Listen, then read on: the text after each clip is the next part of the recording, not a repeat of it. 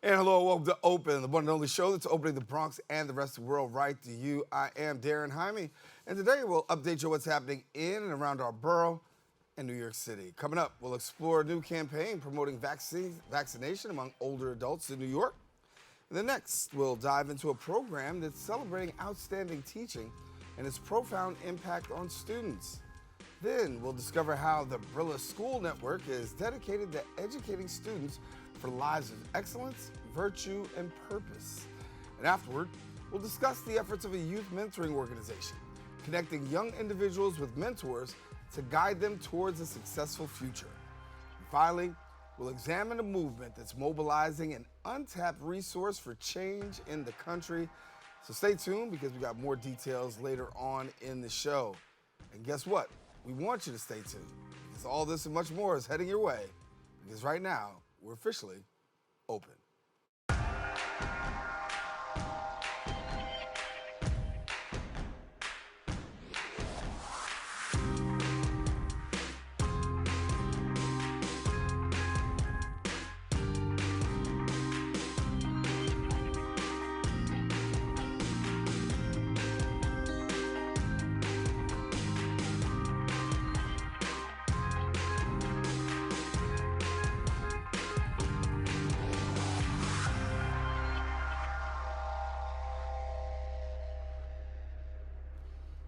And hello, everyone. I am Daren Jaime. You're now watching Open, a live program bringing the Bronx and New York City straight to you.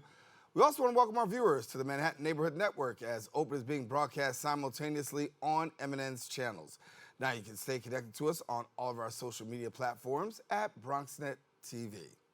Some things have been going on throughout the past week, and we'll take you through it with some Bronx updates.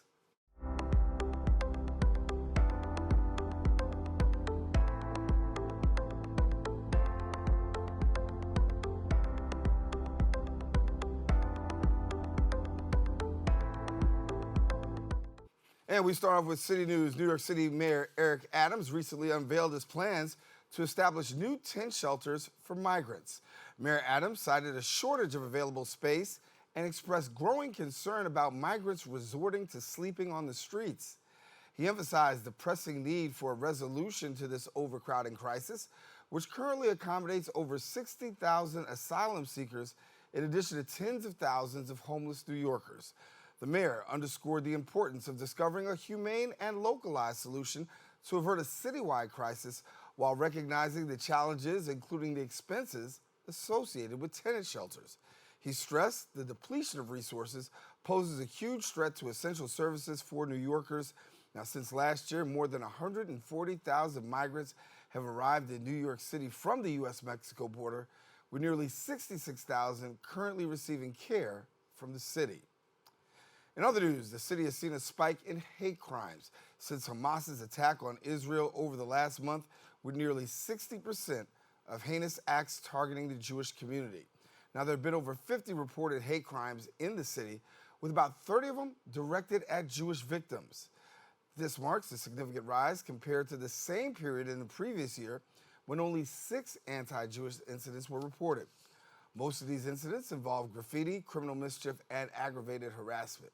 The hate crimes appear to be largely random and unrelated to planned protests in the city. The NYPD attributes the increase in reporting to efforts encouraging the community to report suspicious activities as well as incidents. And the NYPD is also actively working to address these incidents, encouraging the public to report suspicious hate crimes or activities. That's all the time we have for our Bronx updates. We are taking a quick break, but guess what? Got more Open when we return. Is it time yet? It's time. Let's go and check for dinner. Oh, it's really big. Faster, dinner! Donating pet food is one of the many ways you can help families in your community. Pets and people belong together. Learn more at petsandpeopletogether.org. Even though we didn't grow up together, he's my favorite brother. Hey, sis. I'm the baby of the family, and he's the gentle giant. What you know about Port Georgia? Man, please. That's a classic. You know when they say people are a rare breed? Yeah, he's that. I'm sorry, I'll be back in a few hours. Don't worry, Shug. You know I'm for you. I know. Go get the football. That was my favorite memory. He was always for ya. This is a true story of me, Bridget Floyd, and this guy, George Perry Floyd Jr., my big brother.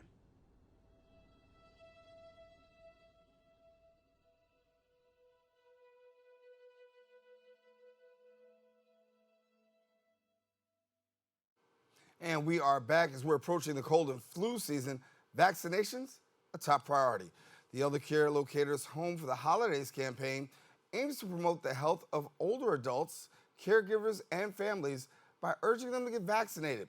Joining me now and sharing more to provide further insight is the Chief Executive Officer at USA Aging, Sandy Markwood. And thank you so much for being with us, Sandy. Yeah, thanks so much for having me. Good morning. Good morning, and I just want to take the time to, just really pick your brain on this here because we know that in some ways the COVID pandemic was declared as over and done with, but the reality is COVID is still out there. A lot of people are still being infected, and particularly amongst the aging population and families. Why is it at this time so important to get vaccinated? Well, dear, just as you said, it is flu season, and, the COVID pandemic may be waning, but COVID is still among us. In fact, the CDC has reported that COVID hospitalizations are on the rise. And when we're looking at an aging population, older adults, people with disabilities, they are the most vulnerable to both flu and COVID-19. So it's really important for them to get vaccinations against both, which is why we've made this a theme for our Home for the Holidays campaign for the Elder Care Locator. So let's talk about the Elder Care Locator for a second. What exactly is the Elder Care Locator? The Elder Care Locator is an information and referral source. It's a call center, but it's more than that. That older adults, their family members, their caregivers can connect to find out resources about services and supports that help older adults live safely and securely at home and in their community.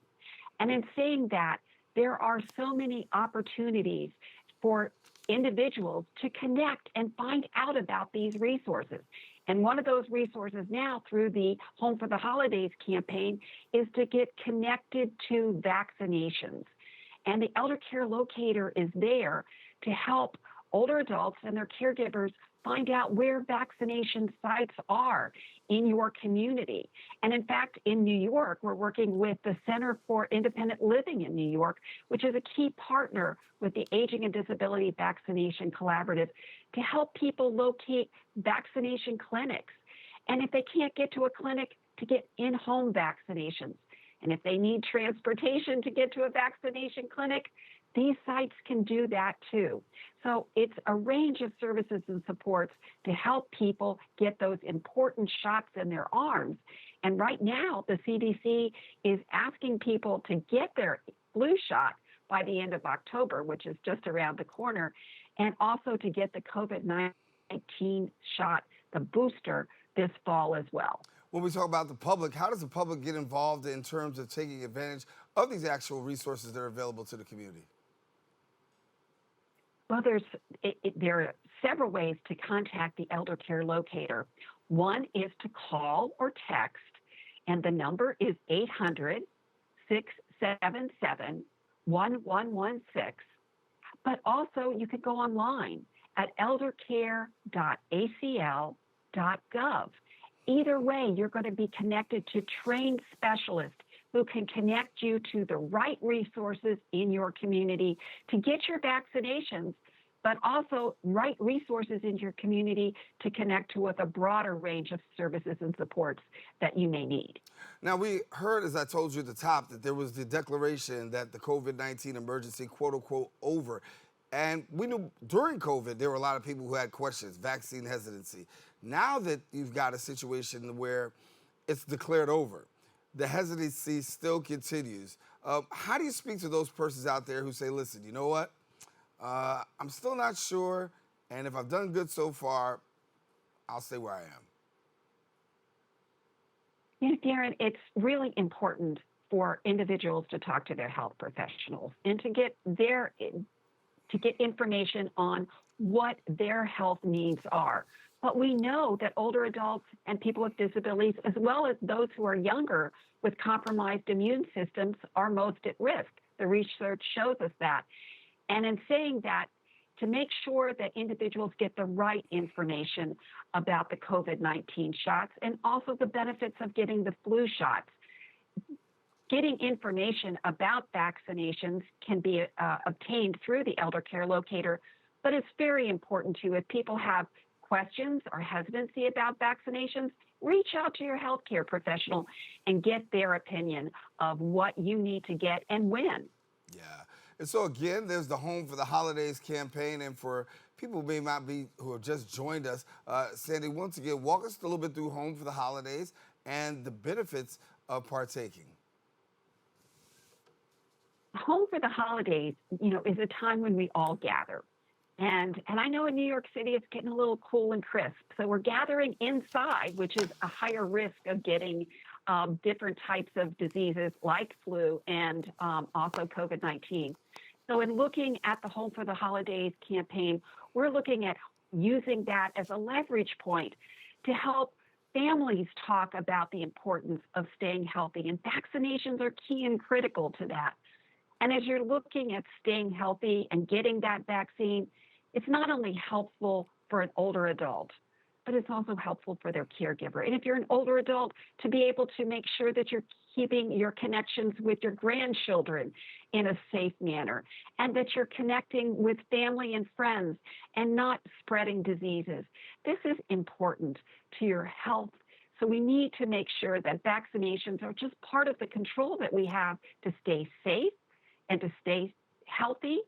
And in saying that, getting that important shot in the arm is critical to doing both. Yeah. And we're here through the Elder Care Locator to be able to help you get that important shot in the arm.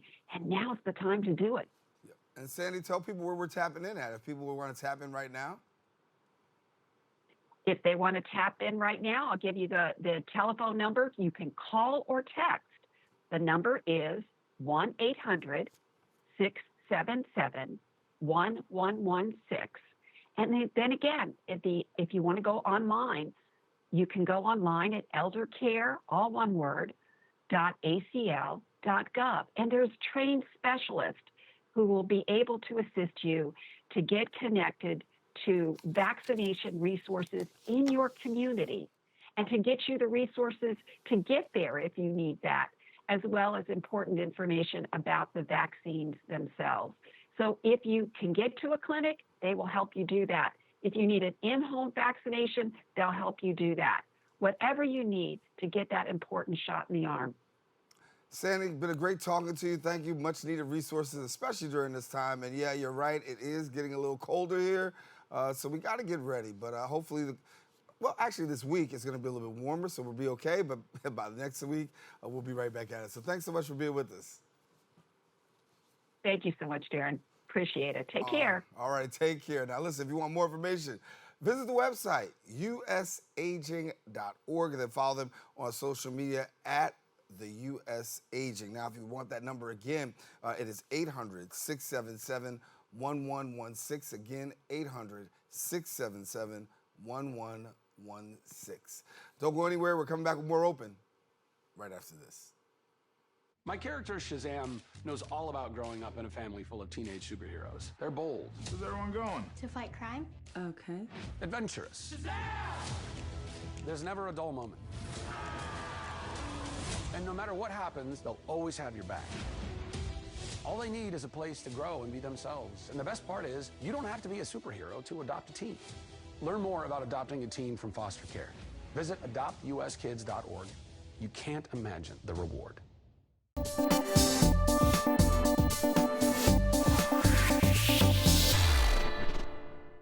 Jason, let's go see your room.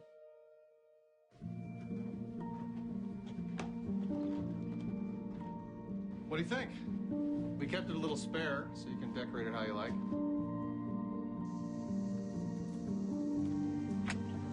Dinner. Go. Excellent. Soccer is fun. Yeah, I saw you guys out there.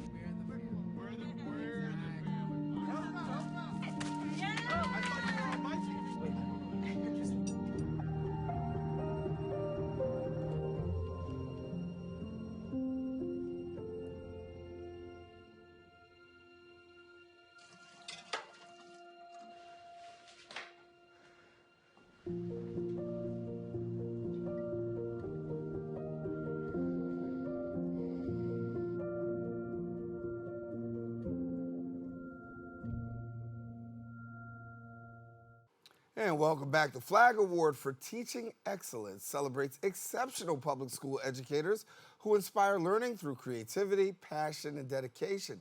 Now, our independent panel will choose finalists from nominations focusing on the student experience.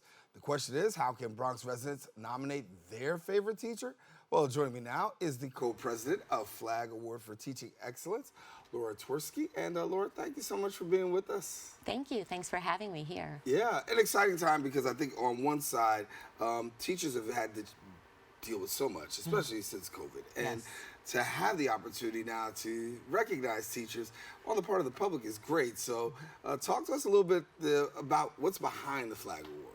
Okay, well, as you mentioned, the award really is to recognize and celebrate outstanding New York City public school teachers. And each year we give an award, one per borough, a $25,000 grand prize to one teacher, and that money is used for their own personal use. They can do whatever they want with it. And in addition, their school gets a $10,000 award. So it's a win-win. You know, the teacher gets the money, and as does the school. We also have a number of finalists who get $10,000. And their schools get $5,000. But really, the idea behind it is to say, yes, teachers, we understand you're working so hard, you're so underappreciated, and we want to do this for you. Yeah, it's an opportunity to really highlight some of the great work. And you get to see and hear a lot of great nominations of teachers who are really making impact and making a difference. And so for the public, they have an opportunity to go until what, November 23rd, am I correct? Yes, that's correct. Okay, so what does it talk about? Let's talk about nominations. Okay, so nominations are open now through November 23rd, and almost anybody can nominate a teacher. I mean, we love getting students who nominate their teachers, and sometimes students and parents work together to fill out the form. It's pretty simple, though. I mean, all they have to do is say the name of the teacher and why they're nominating them. Some people just say, because she's awesome. Some people really write paragraphs and paragraphs about how this teacher has impacted their lives.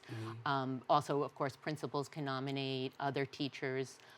So, yeah, you can go on flagaward.org, and the nomination form is right on our website.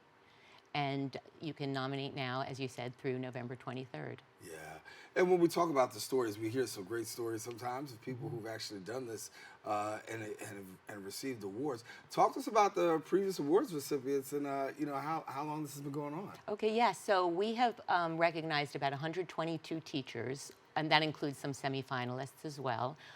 This is our 5th year, so we're still getting the word out, and we know there's so many more wonderful teachers out there. But we have given out over $1.1 million. We have, I actually, driving here, I went right by Celia Cruz High School. We had a wonderful teacher who won there a few years ago, a band teacher. And that was actually still during the pandemic. So when we went into the school to surprise her, her principal was so excited. He invited about 100 people to this big gathering in the gym. And he invited her students from years past. So when she walked in, she saw students she had taught like 15 years ago. And many of us were masked, but it was just such a wonderful experience. And I love it because I always say I get to be like a fairy godmother, you know, coming in with a big check for $25,000 and giving it to these teachers who are just so overwhelmed and say to us, of course the money's great, but it's that recognition that means so much. Yeah, you leaned into what I was getting ready to ask you about that, because the feeling for teachers, obviously, sometimes it's a thankless job, right? And then you get some parents who say, and students who say, listen, you know what? You've done a great job, but when you finally get that recognition, it goes a long way. Yes, it does. It really does. And yeah, like I said, that's what we hear more and more. Like, you see what I'm doing, you hear what I'm doing, and that means so much. Yeah. So people have until the 23rd for nominations. Any particular criteria? Somebody's out there saying, hey, is there any criteria to this? There is criteria. We call it the CREATE criteria, CREATE being an acronym. And again, you can go on our site, flagaward.org, and it will tell you exactly what it is. That's for the first round. So that's kind of how we call through all of the nominations. They fill out a form and say how they fit each one of those criteria. And then after that, we pick our semifinalists, and then there's another round where we do interviews, and we have more essays, and then we do have an independent jury panel that chooses the winners. And that jury panel is made up of people in education and in philanthropy. Yeah.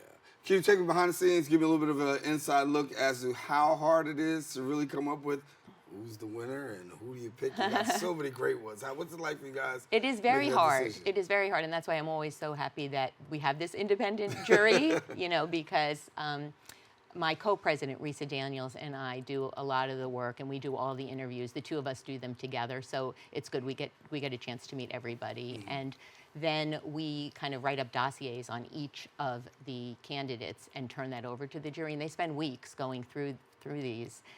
So it is very hard. It's hard, and we have teachers from all subject areas. Oh, this is one very important thing. This year, we're opening up to pre-K. Prior to this, it's only been K through 12. So this year, we're including pre-K teachers because we've been asked to. So many people are saying we know wonderful pre-K teachers. And we are realizing that those teachers, that's the first experience most people have in school, and they're really setting up the student for future years. And they say a quality pre-K is so important in the future years. So this year, we are including pre-K through 12. Again, we have every subject matter, so it's very hard. There's a lot of discussion, but usually there are a few that just do really stand out. Yeah. So we got until November 23rd for the public to be able to go ahead and do what they do. Anything else you want to share with us before we go? Just, go out there and nominate. It's like such a great opportunity to recognize your favorite teacher, your student's favorite teacher, and also it's a great chance for your school to get some extra money that they can, do something creative with. Yeah, Laura Twersky, thank you so much for being with us. Thank you. It's my pleasure. All righty. Well, I want you to know if you want more information, visit the website, flagaward.org, and then follow them on social media at Flag Award. We encourage you don't go anywhere. We've got more open coming up right after this.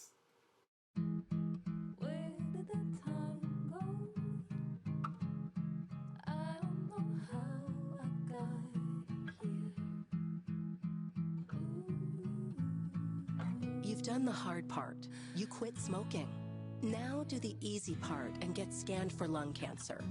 If you smoked, you may still be at risk, but early detection could save your life. Talk to your doctor and learn more at savedbythescan.org.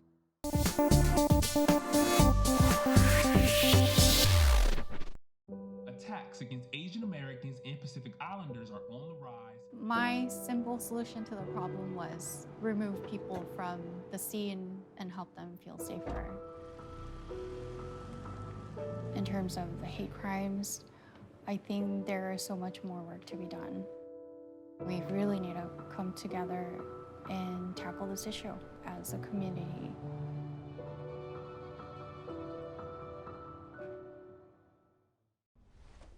Most hiring algorithms would scream me out.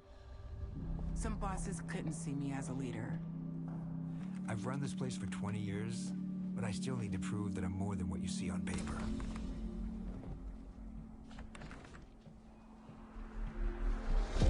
I've been running code as long as I've been able to reach a keyboard. This is what I do. It's second nature for me, coordinating 100 details at once. It's the way my mind works. I have a very mechanical brain. I sold them on my skills. You gotta be so good they can't ignore you. My magic is analytics and empathy. That's how I gain clients. You have to have the confidence in yourself to show up and defy the odds. I'm more than who I am on paper. I never got a college degree. And today, I'm the CEO of my own company.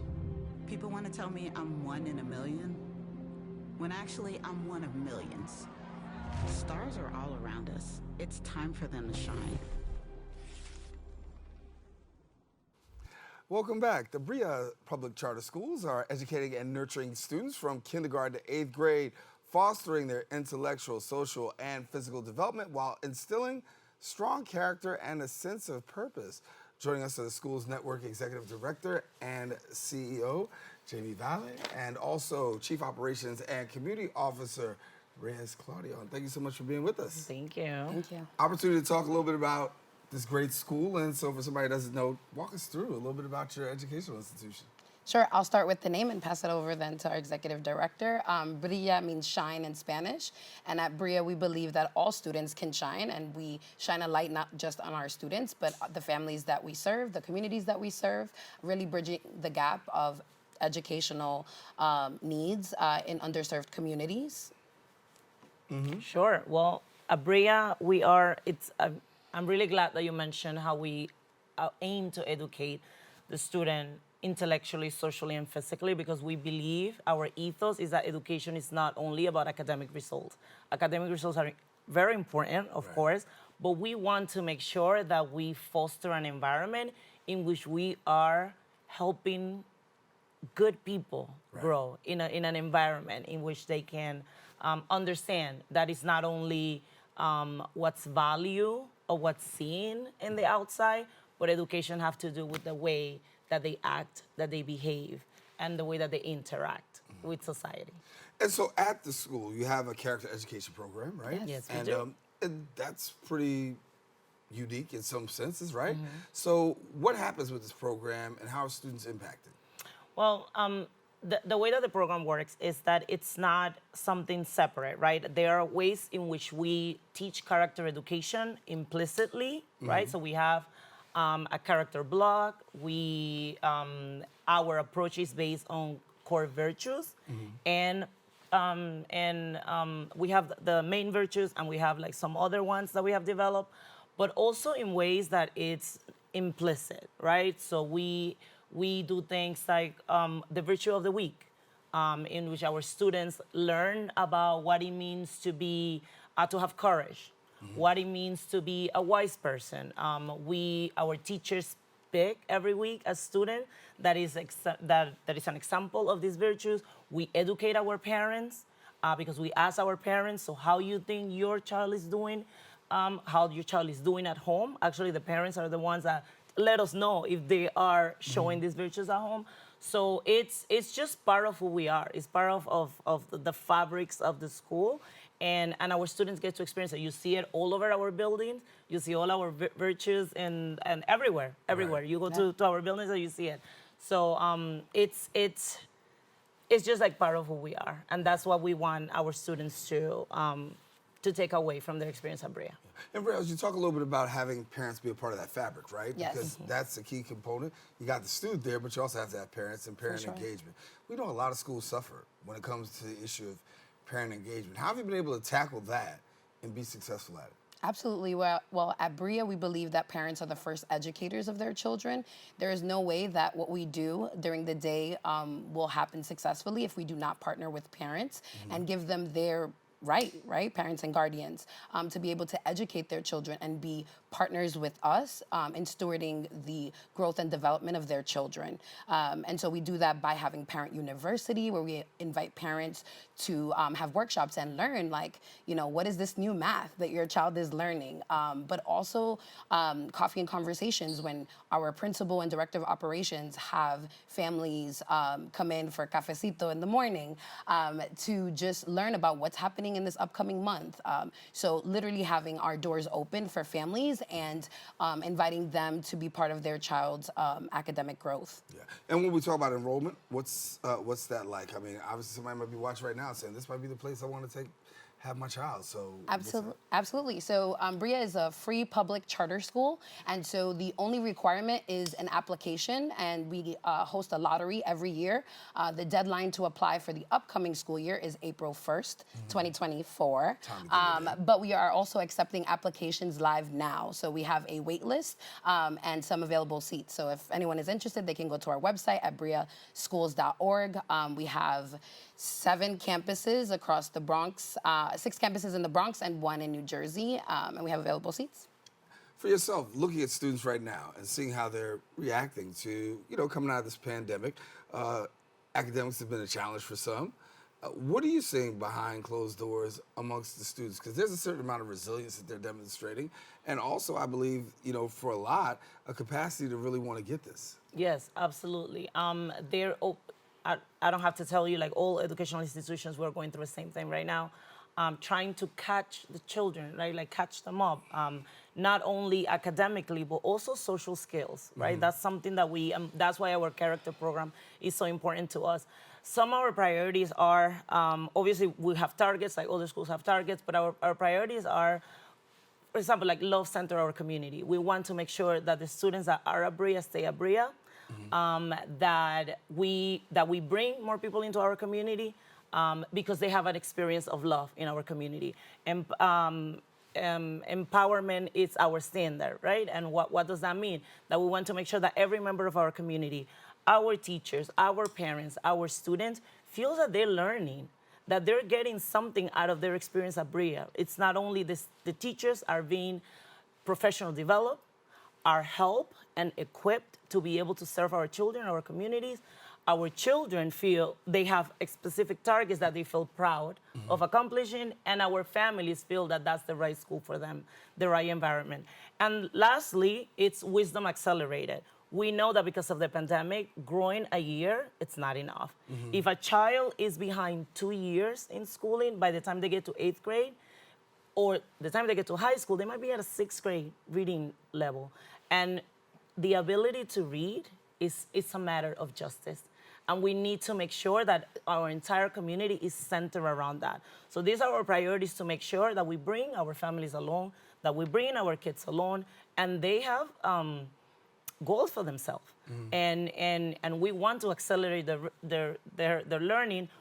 To be able to learn, they need to be able to read, and we want to make sure that that's what happens when they are Brilla. What's available for a parent that maybe I don't have that educational background the way that I should, right? But I want to encourage my child to be the best that they can be. I might be struggling in that area. Do you offer any kind of support or services that can help in that area? Absolutely. So like I said earlier, with Parent University, we offer resources to families so that they can support their students. In addition to, I would say particularly in our 8th grade, with our 8th grade scholars, and in our middle school, we have a robust high school placement program. So that's something unique to our schools. Part of our mission is not just what happens at Brilla, but beyond. So ensuring that our students get into the best high schools to prepare them for college. So for people who want more information, what are they doing in terms of, like we said, that you have until April to get in, right? If Yes. you want it for the, and then there's a lottery. Yep. And then after the lottery, then you get picked. That's what happens, right? Yes. And you want to make sure you got to be in it to win it, though. So make sure you get in it. What's it been like, though? I mean, with students in the enrollment, you've seen enrollment at capacity lately. There is definitely a decline in enrollment. Families are moving out of the Bronx. It's pretty expensive. There's choice, which we think that is amazing, right? Our families should decide where the children should be. But at Brilla, we know that we have something special, right. Not only for the kids, but for the families and for the communities. So we're here. That's why we're here. That's right. Please come to Brilla. That's it. This is the school, the best school in the Bronx. There you go. Yes. There you go. All right, well, we want to thank you both for coming, ladies. Stay with us. All right, listen, I want you to know, if you want more information, visit the website at brillaschools.org. Follow them on social media at Brilla Public Charter Schools, and we encourage you also, don't go anywhere. We got more open coming up right after this. ¿Qué color? Perfecto, mijo. Gracias. Thank you. What's wrong, mijo?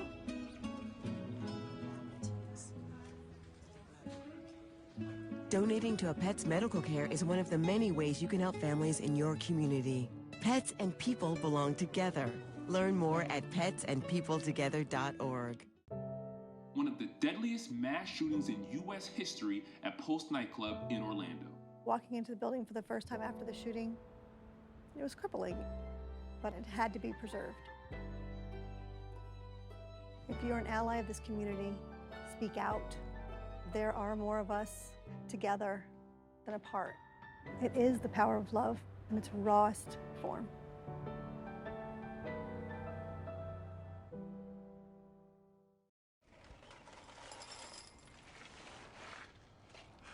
Kids! I don't want to talk about it.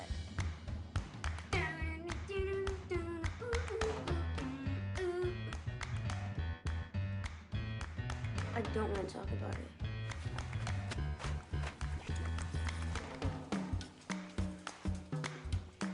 I don't want to talk about it.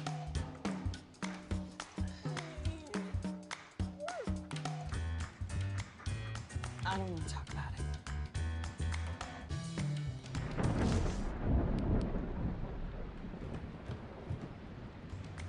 Families don't have to talk about everything, but they should talk about how to plan for an emergency. Kids, you all right?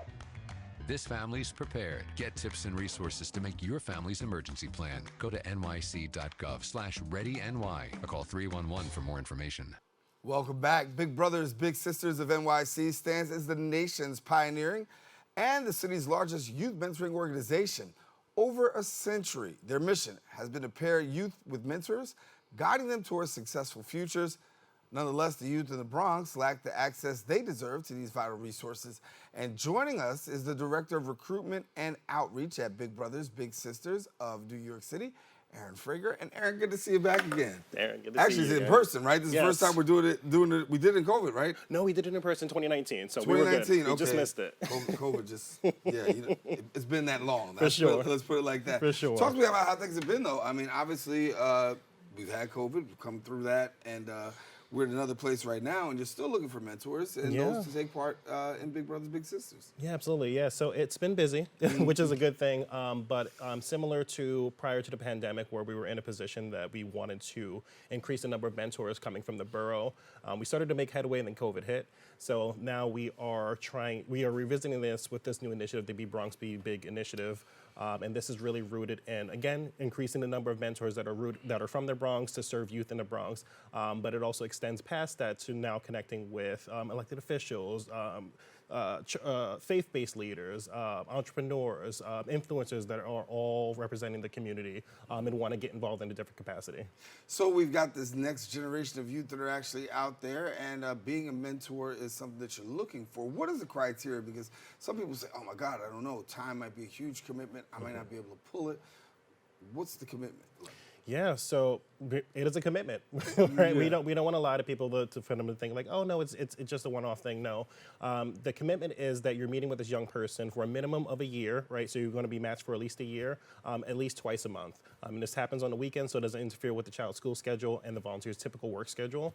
But overall, through those interactions on twice a month is really to build that the foundation for their relationship and really working towards the different goals that they may have. So the goals can be academic-based, they could be goals based on behavior, confidence building, any of those different pillars.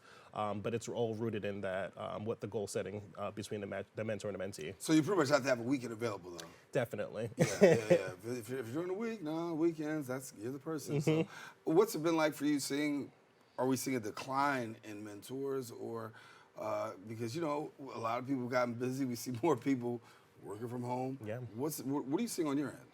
On my end, it's a mix. I would say specifically in the Bronx, we have a lot of people that are working, completely full-time, sometimes 1 or 2 jobs, right? So while they do want to make an impact in the community, they're like, you know what, mentoring may not be the right thing for me, right? So where we are leaning in, especially on this campaign, is about helping us spread the word, right? If you know you can't do it, maybe there is somebody in your network that can, right? Or maybe you can help out in a different capacity by helping us coordinate an event or partnering with us in a different capacity. So it's really just identifying what's the right fit in terms of being a part of this overall initiative to support the community. Someone may say, how important is mentoring or what the value may be? Give me, from your perspective, what you've been able to see in terms of the mentor and the mentee relationship and how that's really impacted lives. Yeah, absolutely. So overall, youth are enrolled in our program from as early as 7 years old, right? We have mentoring relationships that extend past their high school mark where they're going into college, they're going into their professional careers in different capacities. The mentorship is really there to be an extension of their support network, right? So they're working alongside those parent and guardians, holding these young people accountable, helping them hold themselves accountable, and really being a driver in the direction of their future. So whether that's in career in media, there's a career in finance, whatever it may be. The mentor is really there to be that guiding light and to give access to them. Like that's the ultimate purpose. I myself was in a program when I was a kid, so middle school, long time ago. But from my experience, brought me here today in the same capacity because I had that mentor that was able to kind of show me that there are multiple options there in business or whatever it may be. So that's really what we hone in on in terms of the overall experience and why that's important. And of course, the mentee is the one who pretty much sets the tone for what the mentorship is going to look like, right? In terms of need, because they're people who stand in the need. And I think sometimes I've heard stories of, the mentor comes in with their thought, but the reality is you build around the mentee. Absolutely. Yeah, we really have to meet the young people where they're at, right? We have mentees that come in and they are straight A students, right? So they're not there to get enhancement in their education. Maybe they're coming for a different reason, right? So we have to listen to them, right? Being that active listener to understand what it is they're looking to get out of the program and how we can best meet their need. And that's where we tell the mentors, the bigs, to really have that open mind, right? Really be a consistent presence, so that being able to go to those monthly meetings with them, their match outings, as well as just being that active listener that can really be a part of their overall support network. When you talk about that relationship, right, Yeah. the mentor and the mentee, very critical. You said the minimum that you can do is a year. How long have you been seeing these relationships last for mentor and mentees? Yeah, so the average right now is about 3 years, but the longest I've seen, we actually were honored someone that, they were matched back in, I want to say it was like 1930 or something. What? And He said 1930. yes, the big and little are still very much connected all through the lives. He mentored him outside of the program and continued to support his needs all the way through adulthood. So there's really, I've seen it on the short end, just about 3 years, and then on the longer end, it could be 10 plus years. Wow. And we honor these people on an annual basis at our volunteer recognition event, and it's really celebrating the journey that they've had together. For people who want to get involved as a mentor and they're out there, what advice do you give them right now? Yeah, if you want to get involved as a mentor, you go to bigsnyc.org. You can also email us at info@bigsnyc.org. And lastly, connect with us on social media. Our team is working very diligently to field all requests. It's really easy to just go to our website, get involved. All the links are there. And we'll be sure to share those out after the broadcast as well. Right. And what are some of the challenges that you're actually facing during this time? Because obviously every organization is having their set of challenges. From behind your desk, what are you seeing? One of the biggest challenges is that our parents, right, they're looking to find outlets for their young people. I think it's been very widely recognized that a lot of our young people suffered socially coming out of the pandemic. So they are looking for a new outlet and an experience that can best support their social emotional learning of their young people. So that's what we're looking to bring to the table here. Yeah, and when we talk about that challenge of parents and coming out after COVID, obviously we know that it's been very hard. People have been home and coming out. And then you also look at the world, because the world's changed, right? Yep. And you see a lot of craziness in the world. But to your credit, having an organization like Big Brothers Big Sisters, it's got to be a great outlet for a parent, because they know you're a trusted organization that's been around for years. And so people should be able to lean in and say, hey, you know what? Here we go. Thank you for that. Yeah, 119 years to be exact. I think that the continuity of our organization is something that we do want people to kind of hone in on. We've been here, we've been doing the work, and we're very proud of that. And then lastly, like the program, yes, you're going to get a mentor, but what that mentorship looks like is going to look different for each individual youth, but honing in on that it creates access, right? Now your child has an opportunity to be connected with business leaders in different sectors, right? They get exposure to different opportunities throughout the city that we connect them to. So we really act as a connector to help, give these young people access to different possibilities overall. Yeah. Is there a success story that sticks out for you? There are many. Mm-hmm. I want to say there is a young person named Aiden who he wrote the book Me and My Afro. He's one of those success stories that always jumps into my mind. But it's really rooted in having that support from his mentor, especially his mom is amazing.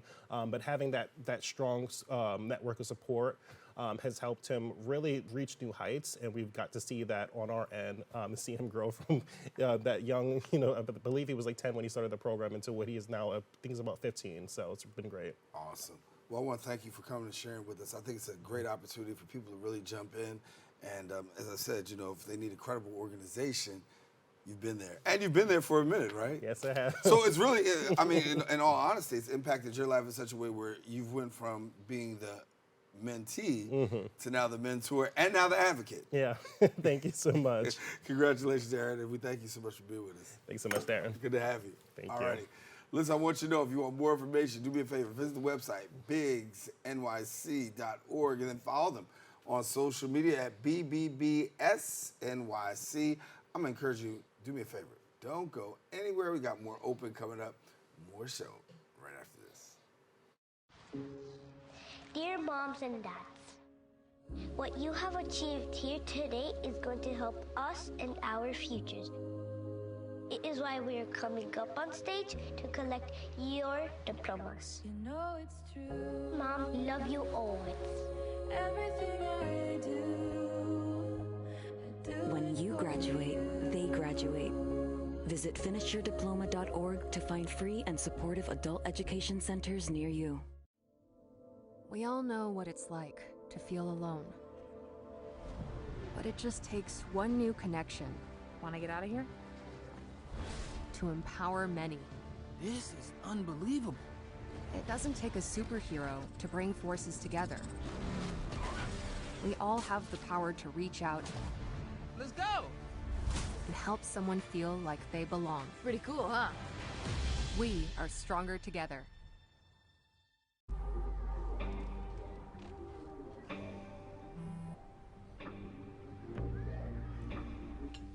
I don't know why you're so sad. You've got a roof over your head. Bro, you gotta stop with that depression stuff. That's a white people thing. Escúchame, en esta casa, los hombres no lloran.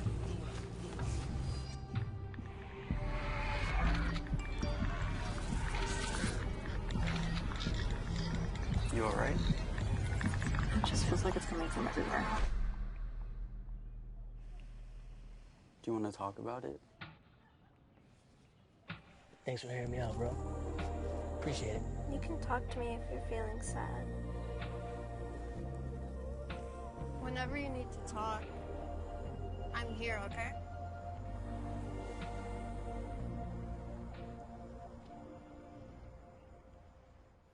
And we are back. Surveys, data, and conversations with young people highlight feelings of powerlessness and disenchantment with our current government and politics.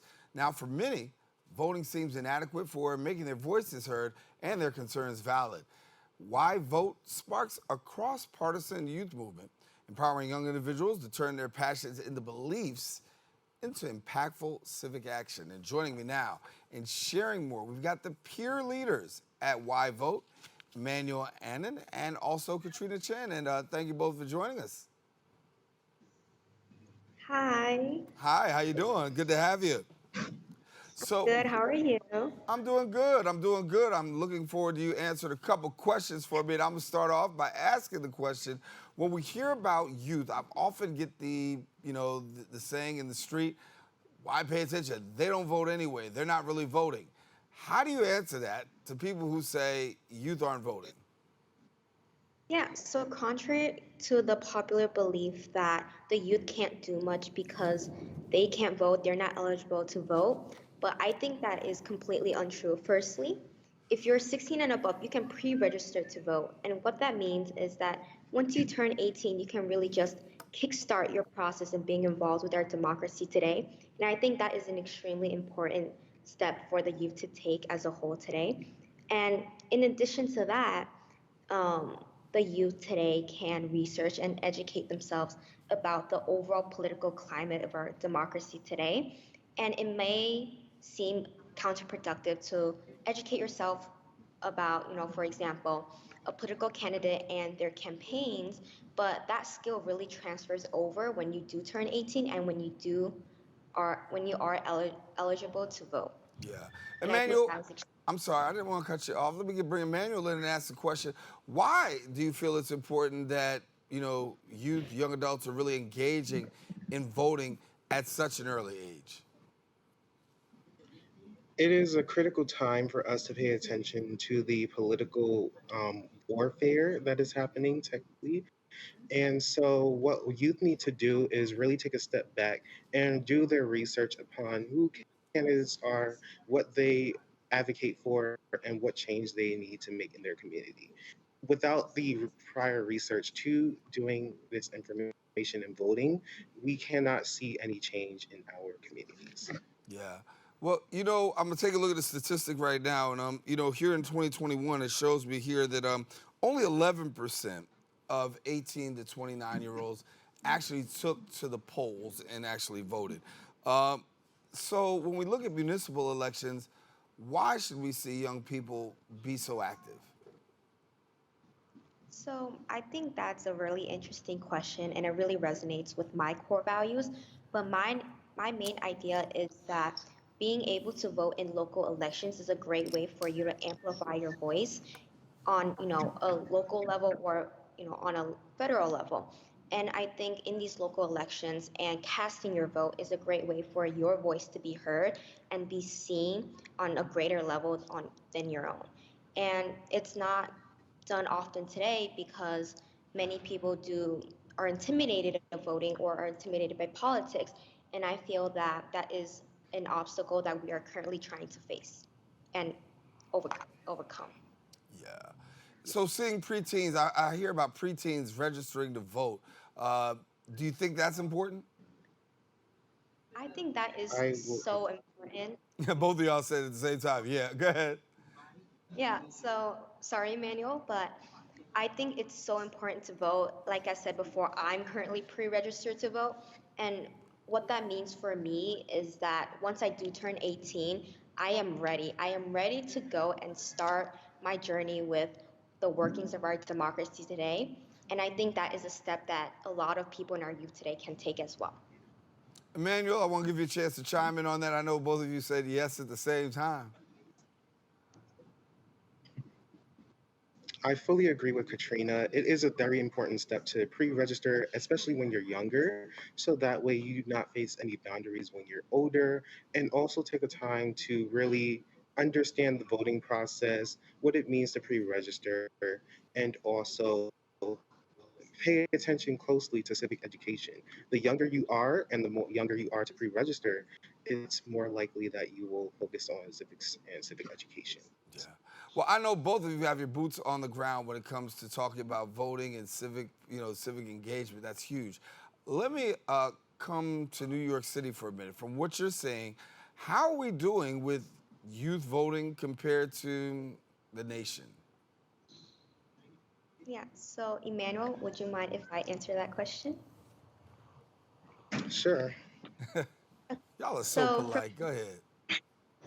So specifically in New York City from 2018 to 2022, and not just New York City, but New York State as a whole, we are one of the only 4 states to see an increased youth vote turnout rate. And I think it's extremely important to acknowledge that improvement as it is a step towards our goal in improving our involvement with democracy. But I do think that it's very important to have even higher goals and to reach for the stars and even increase the turnout of the youth vote turnout rate even higher. And yeah, I think that it's extremely important to firstly acknowledge the improvement that we have made as a state as a whole. Yeah. Emmanuel, I'll let you talk to me about this here because you're a young person that's engaged right now and you have a heavy involvement in civic engagement. And let's be honest, when we look around, young people in civic engagement, the percentage is not as high as in other things. Sports, you can do arts, the whole 9 yards. Civic engagement, that's pretty much in the bottom percentile, but you have really made this a passion of yours. What made it so passionate for you to say, listen, I want to be involved, I want to have my voice heard, and not only I want to have my voice heard, I want to encourage more young people to be involved the same way I am? I think the biggest thing that drove me to become very civically engaged was that my school doesn't really have a lot of clubs, and so there isn't really anywhere to talk about current issues like, yes, I can talk about it with my friends, but that doesn't mean that about I will use this opportunity to use them as a catalyst to help me become more civically engaged. And it has been amazing because I have learned a lot of new things about the government as well as helping out others pre-register and register for voting. Yeah. And I do want to talk about YVote too. Please, for somebody, can you share a little bit about YVote and the importance of participating in that? Yeah, so YVote is an organization that encourages and educates the youth about the importance of voting, how it really affects our society today. And from my personal experience, I've been greatly affected in a positive light by YVote. Prior to YVote, I didn't really care about voting and, about the youth today. It's like very general. I didn't care. I didn't see the importance. But after being involved with YVote, I can really see why my voice matters and why being part of an organization that shares a similar passion and a similar mission to me can really help amplify my voice on a greater level. Emmanuel, when you talk to young people about civic engagement, what's the response and let me come back for what's their response. How about this? What's your message when you're talking to young people about being civically engaged? What do you tell them? I first asked them a question about how proud they are to see the government in the state that it is today. And from their response, I guess I'll answer it. A lot of it is negative, and so I encourage them, well, if you see a lot of negatives, become the positive charge, so that way we can affect them positively. And also for yourself, Catrina, what's your message that you're sharing with people? Yeah, so definitely, I think one of the main factors that really reframes or limits the voting rates is the fact that many people are intimidated by politics or voting in general. And I would like to share that your age is not a hindrance or an obstacle to learning more about our society as a whole. I think there are many things you can do as the youth. And like Emmanuel said, I'm building off of his ideas that be the change you want to see in the world. If you want to see changes in your local policies or your city counciling, you can go out and vote. I think it's the most direct way you can contribute to a democracy and what it really means to live in a democracy. Well, Emmanuel, Catrina, thank you so much for being with us. Certainly, you made your voice heard here. We appreciate having you both. Thank you. Thank you. Thank you. All righty. Well, for more information, visit the website at YVote.org and then follow them on social media at YVoteNY. Now, I want to let you know, come to the end of our show today. I want to thank all of our guests for joining us, and most of all, you, the viewer, for tuning in. Now, if you missed any part of today's show, you can catch Recablecast on Optimum's Channel 67. If you have Verizon Files, that's Channel 2133, or watch anytime on the web at bronxnet.org. You can catch a brand new episode of Open with Rita Valentine on Friday. This wraps up this episode of Open. I am Daren Jaime, telling you to make sure to keep this channel wide open. We're saying take care and God bless. We'll see you soon.